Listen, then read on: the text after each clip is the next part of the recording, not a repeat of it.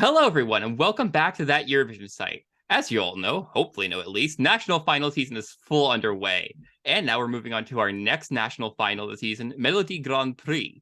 And to kick us off with our interviews, I am here with Eirik, and he will be competing this Saturday with his song Wave. So, how are you doing today? Very well, thank you. I've had a wonderful day. Just dropped the song and getting all the feedback from friends and family, and it's a wonderful day to be alive. Yes, I was waiting up last night, waiting for all the songs to drop, and Oh the yeah, second it was, I was like, oh, I love this. amazing. Okay, yeah, and continuing on, just starting with a quick icebreaker on what's something about yourself that not many people may know.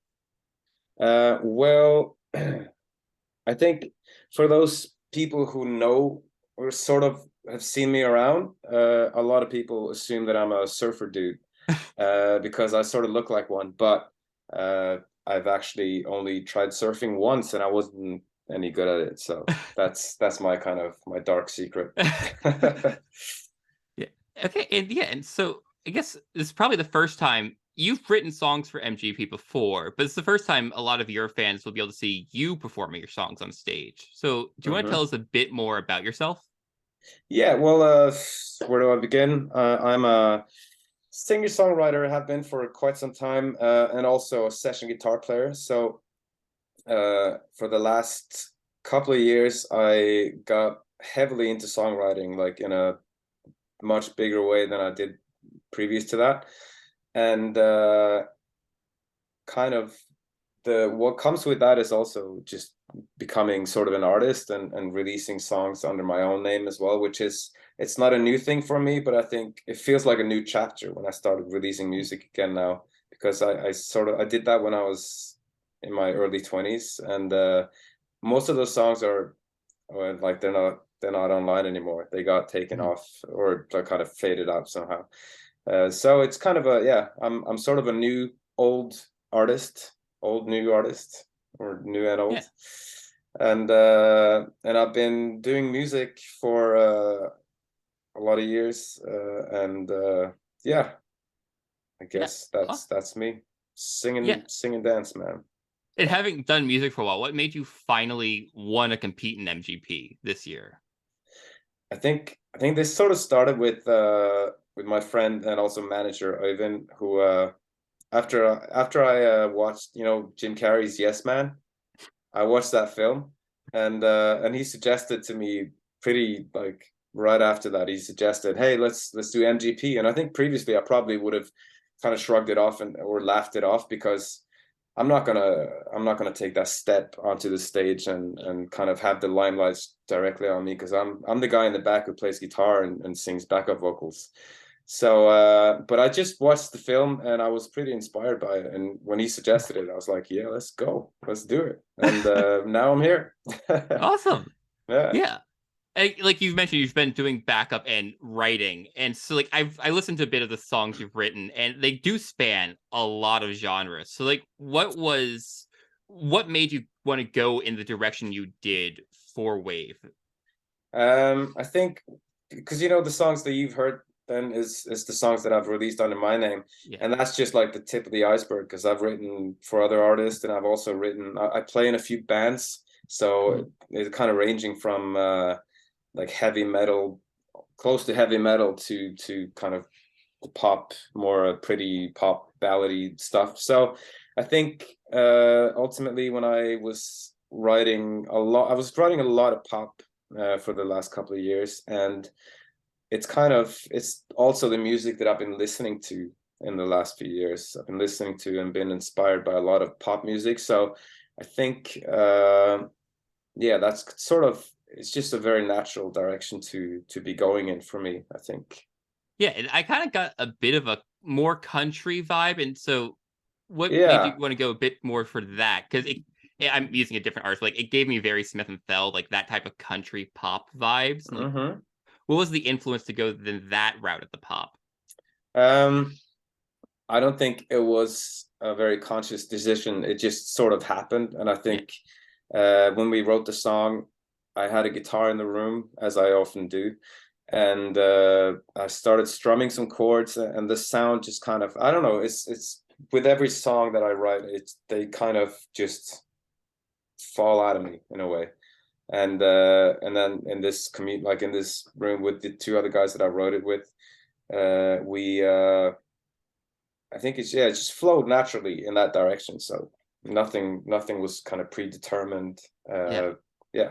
No, I have a jazz background. I'm a saxophone player, so like Right. I totally So understand. you know like what I mean. you Yeah. just start playing, and then the music just flows out. And when you just improv, Yeah. it's like, oh, that It's sounded strange. good. Let's go with that.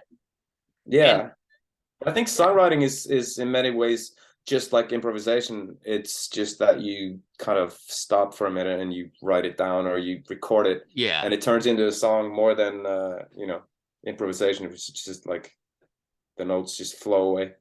yeah.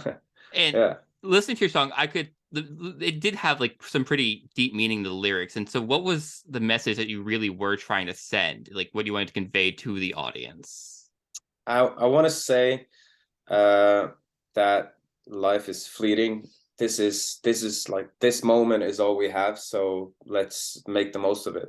It's just like a very celebratory, let's come together, let's be friends and let's have fun, let's just enjoy the moment together. Yeah. And do you have any favorite lyric that you wrote for the song? um I don't know, maybe the phrase, what was it? I was thinking of one phrase that was kind of like, there ain't time enough to doubt, which is kind of sums up the song, I think, in a way. Like, just do it, don't doubt, Yeah. just do it. Yeah.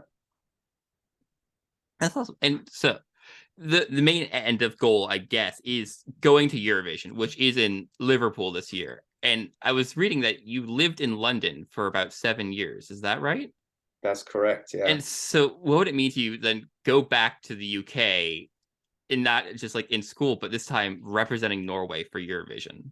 I think it would be awesome to visit Liverpool for the first time in my life, because I never went there when I lived in the UK, which is sort of strange. I'm a huge Beatles fan, and I just should have been there, but it just never happened. So I'd love to visit Liverpool and experience the city, and it would be a lot of fun.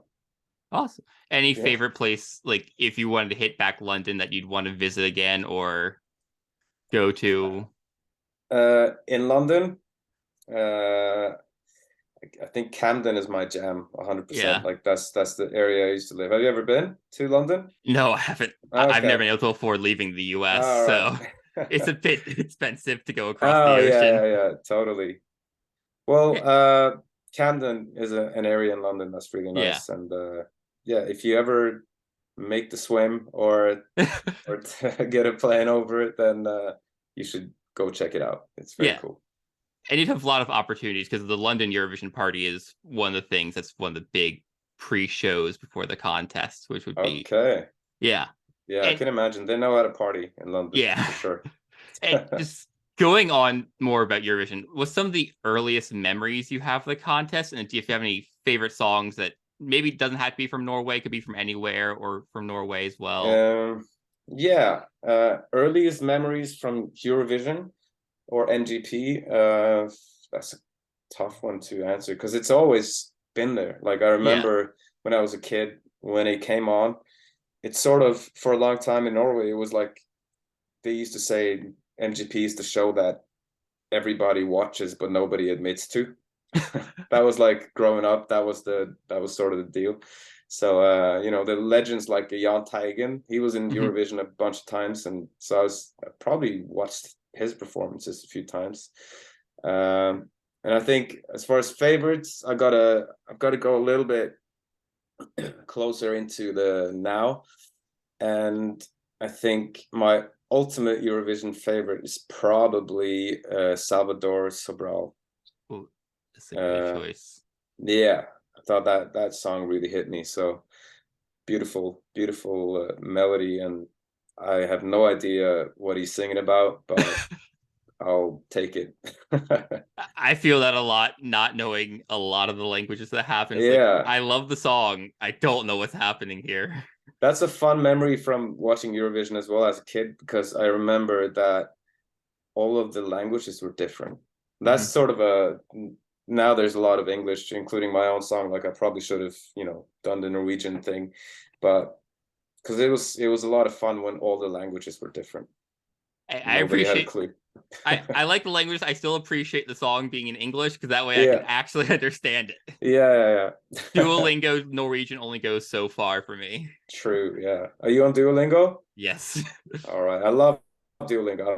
I've been a user for I think my streak is like 884 days today or something like that. And I'm trying to learn Spanish. So yo hablo un poco. No habla español.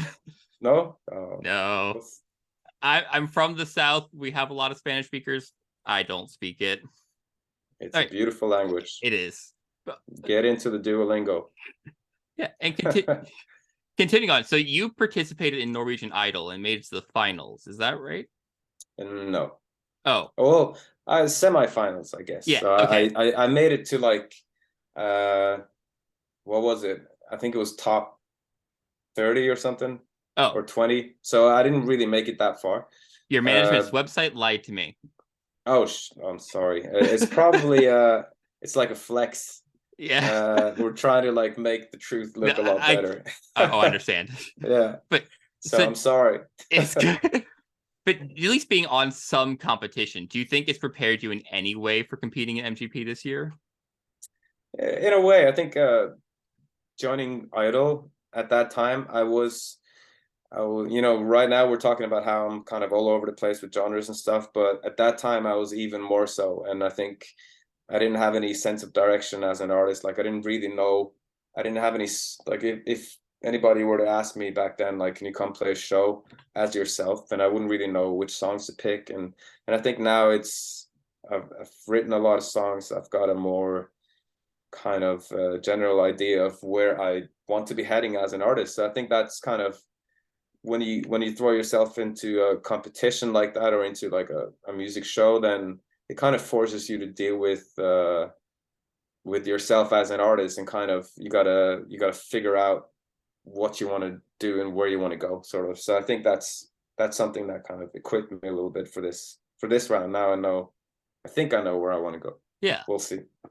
And also you're competing then with some people that you're friends with, especially Alejandro. And is there any rivalry between you two for this? And it's really funny.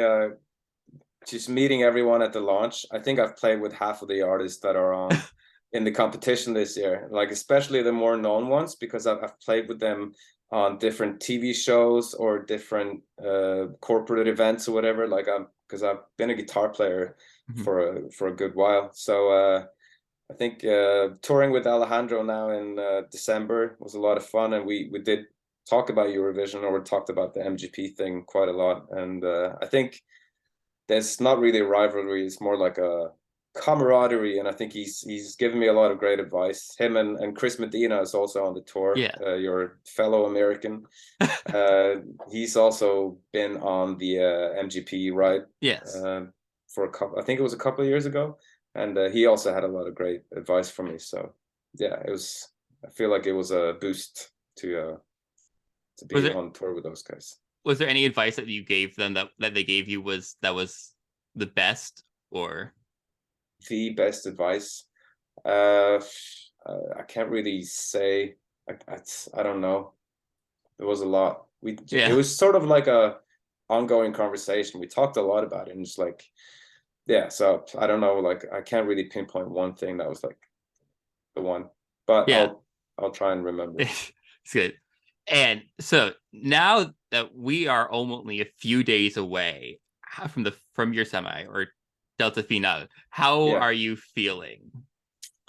I'm feeling good about it. I'm ready for it. I'm gonna have a lot of fun. I've had a lot of friends and family come into town to watch the show. They're gonna be there in the audience, and I think it's just gonna be a big old party. Love that. And is there anything you can tell us about what we might see for the show? You can. I can tell you that the show, the intention with the show, anyways, for me, is that it's going to feel like a communal thing. Like everyone is. I want it to feel like it's our song. Everyone in the audience and hopefully the people watching on TV as well. Just kind of, I want it to feel like it's something we're doing together more than it's like it's my song. I want it to be our song, and I think that's going to reflect in the show as well. Like it's not going to be, there's not going to be a lot of flashy stuff happening on stage, but hopefully with a little help from my friends, with the audience, it's going to make some waves. Okay, I am the fashion guy over here, and is there any can you reveal what you're wearing, or if there's anything nice that you have? Yeah, I've picked out a wonderful top. I think it's like it's from the women's department, but I think it looks really badass. So, All right. Yeah. I look forward to seeing it then. Yeah. All right. Thank you so much for doing this interview. Is there anything else you'd want to say to our viewers around the world at that Eurovision site? Yeah. Let's go. Eurovision 2023. Woo! All right. And that brings us to the end of our interview. Eirik will be competing this Saturday. You can watch it on NRK. I believe it's available international. I think it was last year. Hopefully it will still be this year. You can vote for him also in Norway from the MGP or NRK website. Good luck, and I can't wait to see you perform this Saturday. Thank you so much. Thank you. What a pleasure.